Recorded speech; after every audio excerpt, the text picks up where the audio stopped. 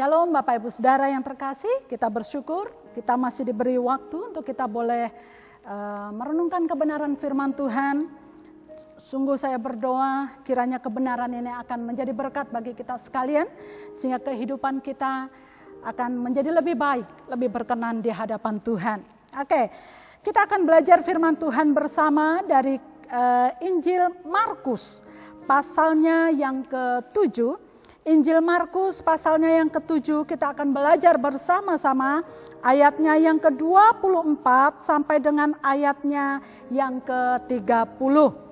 Saya akan membaca bagi kita sekalian di dalam Injil Markus pasalnya yang ke-7 ayatnya yang ke-24 mulai. Nas ini berbicara tentang perempuan Siro Fenisia yang percaya. Lalu Yesus berangkat dari situ dan pergi ke daerah Tirus. Ia masuk ke sebuah rumah dan tidak mau bahwa ada orang yang mengetahuinya. Tetapi kedatangannya tidak dapat dirahasiakan. Malah seorang ibu yang anaknya perempuan kerasukan roh jahat segera mendengar tentang dia, lalu datang dan tersungkur di depan kakinya.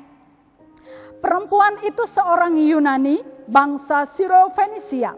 Ia memohon kepada Yesus untuk mengusir setan itu dari anaknya.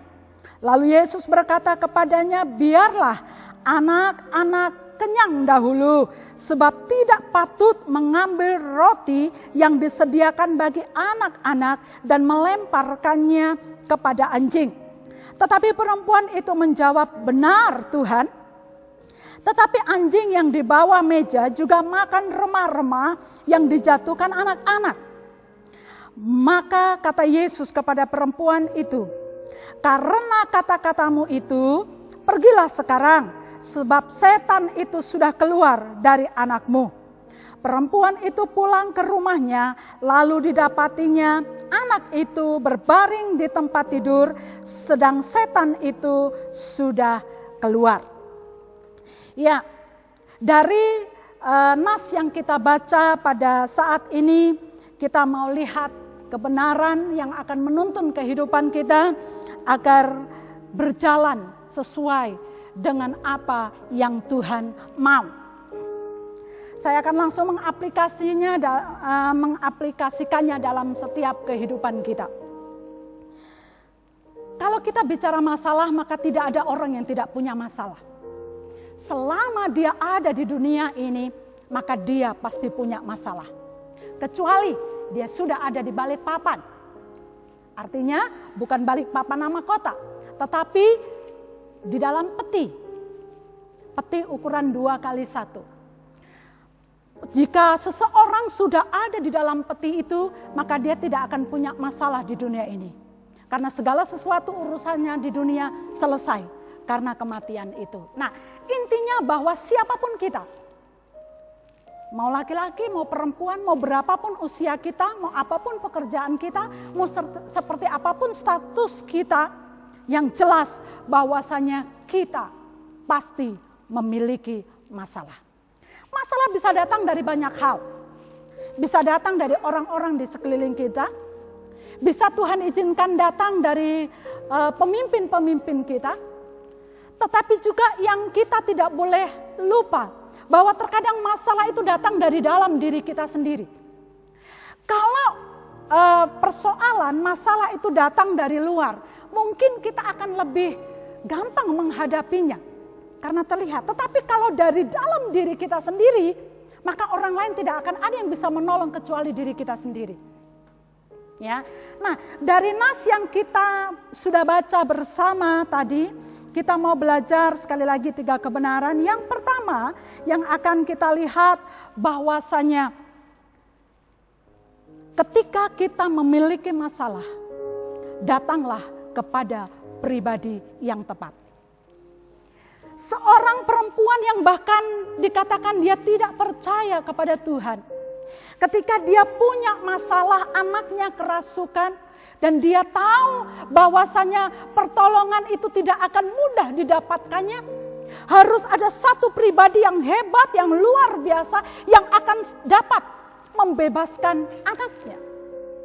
Tetapi dikatakan bahwa ketika dia mendengar Yesus, tentang kuasa Yesus, tentang keberadaan Yesus. Ayat yang ke-25 dengan tegas firman Tuhan katakan, malah seorang ibu yang anaknya perempuan kerasukan roh jahat segera mendengar tentang dia, lalu datang dan tersungkur di depan kakinya. Ketika perempuan ini punya masalah dan dia tahu bahwa sekelilingnya tidak akan mampu memberikan pertolongan seperti yang dia harapkan. Dan dia tahu ada satu pribadi yang luar biasa yang dia yakini dia bisa menolongnya. Perempuan ini datang.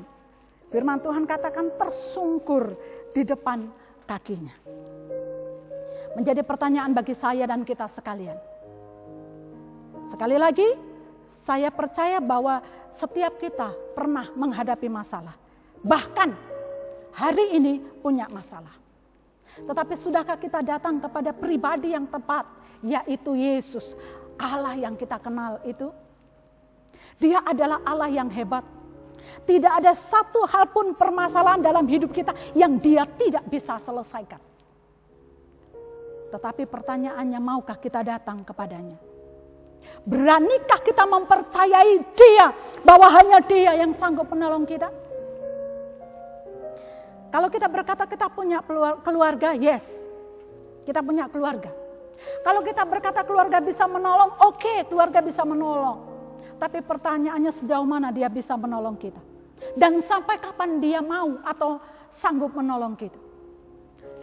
Balik lagi, tetap hanya satu pribadi yang akan sanggup menjawab, menolong kita dari setiap permasalahan apapun, yaitu pribadi Yesus Kristus. Karena dialah empunya kehidupan kita. Bahkan firman Tuhan berkata dari sejak kita ada di dalam kandungan ibu kita, Tuhan sudah mengenal kita. Tuhan sudah punya rancangan atas setiap kehidupan kita. Jadi kebenaran yang pertama yang kita mau pelajari hari ini. Ketika kita memiliki masalah, datanglah ke pribadi yang tepat. Tetapi hari gini, Bapak Ibu Saudara yang terkasih, tidak heran kita sering menjumpai, kita sering mendengar, atau bahkan mungkin kita melakukannya ketika kita punya masalah. Kita buat di status kita. Wah, orang akan langsung bisa membaca, wah, dia lagi punya masalah nih. Atau apalagi kalau kita yang tidak mampu meredam hati kita ketika kita marah dengan seseorang atau ketika kita sedang jengkel dengan seseorang. Bahkan mungkin kita mengungkapkan sakit hati kita dengan kata-kata kita yang kita ketik, dengan kata-kata yang tanpa sadar. Itu sedang mengumumkan kepada dunia bahwasanya kita sedang punya masalah, kita sedang punya kebencian, kita sedang marah, dan banyak lagi lainnya. Dan jika kita tidak hati-hati bahwa pada akhirnya akan kembali muncul masalah baru, pencemaran nama baik, dan lain-lain sebagainya. Jadi kebenaran yang pertama mengingatkan saya dan kita sekalian, bahwasanya ketika kita menghadapi masalah, datanglah kepada satu pribadi yang tepat, karena dialah empunya kehidupan kita. Dialah Yesus Kristus Tuhan. Kebenaran yang kedua. Kebenaran yang kedua yang akan kita lihat dalam kebenaran firman Tuhan ini. Di ayatnya yang ke-27. Lalu Yesus berkata kepadanya, biarlah anak-anak kenyang dahulu. Sebab tidak patut mengambil roti yang disediakan bagi anak-anak dan melemparkannya kepada anjing. Tetapi perempuan itu menjawab, benar Tuhan, tetapi anjing yang di bawah meja juga makan remah-remah yang dijatuhkan anak-anak. Kebenaran yang kedua membawa kita melihat satu kebenaran, bahwasanya setiap pribadi kita haruslah tetap memiliki pengharapan di dalam Tuhan. Ketika harapan kita kepada dunia tidak memberikan jawaban yang kita inginkan, Ketika jawaban di sekeliling kita mengecewakan kita. Ketika bahkan orang mulai mencibir karena permasalahan yang kita punya. Kita tidak boleh lupa bahwa masih ada satu pribadi yang peduli atas kehidupan saya dan Bapak Ibu Saudara sekalian. Yaitu pribadi Yesus Kristus. Itulah sebabnya jangan biarkan pengharapan yang ada di dalam diri kita itu menjadi punah hanya karena kita melihat di depan kita ada jalan buntu. Jangan biarkan iman kita itu luntur, pudar hanya karena kita melihat kemustahilan sedang menghadang kita. Jangan pernah kita hilang harapan bahwasanya kesembuhan akan Tuhan nyatakan bagi kita ketika telinga kita atau kita diperhadapkan pada satu kenyataan kita mengalami sakit penyakit yang bahkan mungkin dunia medis berkata tidak ada obatnya. Bukankah kita harus meyakini bahwa segala sesuatu dalam kehidupan kita itu Tuhan turut bekerja di dalamnya? Jadi kalaupun hari-hari ini kita sedang melihat bahwasanya sepertinya tidak akan ada pertolongan untuk hidup kita. Jangan lupa kita masih punya Yesus Kristus yang bukan hanya mengenal kita, yang bukan hanya tahu kita, tetapi yang peduli atas setiap kehidupan kita. Bahkan mungkin lebih sayang dari diri kita sendiri. Dan Dia selalu ada di kehidupan kita. Hanya sejauh mana kita melibatkan Dia bekerja dalam hidup kita. Sejauh mana kita membiarkan Dia berkarya secara sempurna dalam kehidupan kita. Bahkan terkadang kita harus menutup telinga untuk suara Tuhan hanya karena keinginan hati, hanya karena keinginan kita. Sehingga terkadang kita melihat segala sesuatunya buntu, segala sesuatunya tidak ada pertolongan. Tetapi Tuhan tetap ada. Dia menantikan untuk kita datang kepadanya. Tuhan menantikan kita menaruhkan pengharapan kita di hadapannya. Karena pengharapan yang kita taruh di dalam Kristus Yesus Tuhan itu tidak akan pernah mengecewakan. Kalau Bapak Ibu Saudara mau review kehidupan di waktu-waktu yang sebelumnya, bukankah Bapak Ibu Saudara pernah punya masalah? Bukankah pernah Bapak Ibu Saudara ada di dalam satu situasi yang sepertinya nyawa itu sudah di ujung tanduk? Tetapi kalau hari ini Bapak Ibu Saudara dan saya masih ada, itu bukti bahwa kita bisa melewati masa-masa itu. Dan karena siapa? Karena Yesus. Jadi kebenaran yang kedua yang kita mau pelajari dari kebenaran ini, tetap miliki pengharapan di dalam Tuhan. Untuk situasi-situasi hari ini, jangan biarkan sekali lagi iman kita pudar, pengharapan kita hilang. Karena itu tetap akan ada jawabannya di dalam Kristus Yesus Tuhan. Yang ketiga, kebenaran yang ketiga ayat yang ke-30 di dalam Injil Markus pasalnya yang ke-7. Perempuan itu pulang ke rumahnya, lalu didapatinya anak itu berbaring di tempat tidur, sedang setan itu sudah keluar. Kebenaran yang ketiga menuntun kita sekalian, menunjukkan kepada kita sekalian bahwasanya iman itu akan membawa perubahan. Keyakinan kepada Tuhan akan membawa perubahan yang besar di dalam setiap kehidupan kita. Karena keyakinan itulah kita akan diantar oleh Tuhan.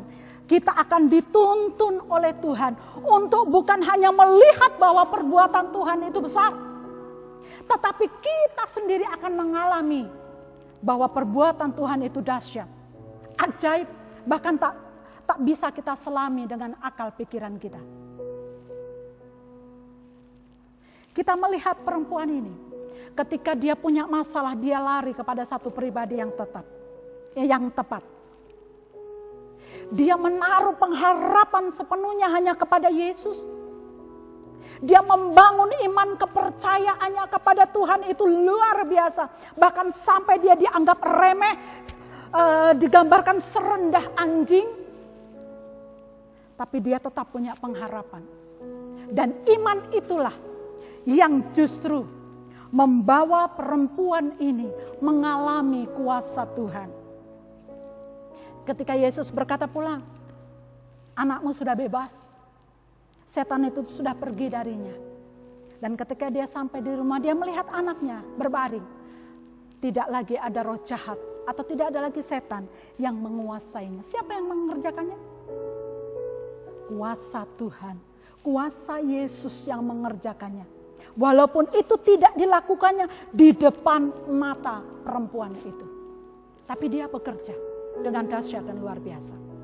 Sejauh mana iman kita, kepercayaan kita, kepedulian kita kepada pengharapan yang sepenuhnya kepada Tuhan.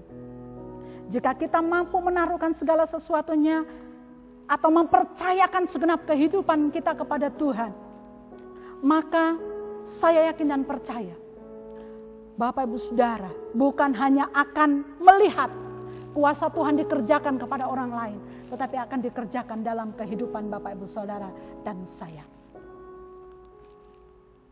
Sekali lagi, kalau kita masih boleh ada sebagaimana kita ada hari ini, itu hanya karena Tuhan yang tidak pernah meninggalkan kehidupan kita. Imanmu yang akan membawa perubahan dalam kehidupanmu. Perubahan apa yang kau inginkan? Kalau engkau meyakininya, kalau engkau membawanya kepada pribadi yang tepat, maka engkau akan mengalami mujizat. Yang mustahil akan menjadi tidak mustahil. Yang tidak mungkin akan menjadi mungkin. Karena bukan diri kita yang bekerja, bukan diri kita yang akan menyelesaikan segala sesuatunya, tetapi Tuhan Yesus yang akan mengerjakannya. Dan kita hanya tinggal menikmati, kita hanya akan melihat bagaimana iman yang kita taruh kepada Tuhan itu tidak sia-sia. Biar kebenaran ini akan sungguh memberkati saya dan Bapak Ibu Saudara, akan memperbaharui cara pandang kita kembali. Bahwasanya kita tidak akan pernah bisa lari dari kenyataan hidup bahwa masalah akan terus ada dalam kehidupan kita. Tapi ketika kita datang kepada pribadi yang tepat, ketika kita terus memelihara iman dan menyerahkan pengharapan kita sepenuhnya kepada Tuhan, maka kita akan melihat iman itulah yang akan membawa kita kepada perubahan. Bukan perubahan yang lebih buruk, tapi perubahan yang lebih baik karena Tuhan bekerja di dalamnya. Tuhan berkarya di dalamnya. Saya sungguh berdoa, Bapak Ibu Saudara akan menjalani kehidupan yang Tuhan percayakan dengan terus mempercayakan hidup Bapak Ibu Saudara kepada Tuhan yang empunya kehidupan Bapak Ibu Saudara. Kita berdoa. Tuhan, terima kasih kebenaran firman-Mu. Hamba-Mu selesai memberitakannya, tetapi Roh-Mu akan terus bekerja di dalam hati dan kehidupan kami untuk kami tahu bahwasanya kami punya satu pribadi yang dahsyat, satu pribadi yang luar biasa, yaitu Yesus Kristus Tuhan yang akan selalu sanggup dan yang akan selalu mau menolong kehidupan kami. Kami mau terus belajar mempercayakan kehidupan kami, menaruh iman percaya kami kepadamu Tuhan. Karena hanya itu yang akan mengantar setiap kami melihat karya Tuhan yang luar biasa. Dalam nama Yesus kami sudah berdoa, mengembalikan segala pujian hormat. Haleluya. Amin. Shalom Bapak Ibu Saudara yang kekasih di dalam Tuhan. Selamat hari Minggu. Kami keluarga besar Gereja Sidang Jemaat Allah Kasih Karunia mengucapkan banyak-banyak terima kasih untuk Bapak Ibu Saudara yang sudah beribadah, bergabung bersama dengan kami. Kami juga mengucapkan terima kasih untuk semua yang sudah ambil bagian di dalam pelayanan. Kiranya Tuhan yang empunya pelayanan itulah yang akan mencurahkan berkat-Nya bagi Bapak Ibu Saudara sekalian. Kemudian jangan lupa untuk terus mengikuti ibadah online bersama dengan kami di waktu-waktu yang akan datang di channel YouTube GSJA Kasih Karunia Tanjung Pinang. Adapun Bapak Ibu Saudara yang akan mengirimkan persembahan, mengirimkan persepuluhan ataupun memberikan bagi pekerjaan Tuhan, maka Bapak Ibu Saudara bisa mengirimkannya ke rekening yang ada. Kami mengucapkan banyak terima kasih untuk semua perhatian, untuk semua segala sesuatu yang Bapak Ibu Saudara lakukan bagi Tuhan. Tuhan Yesus memberkati.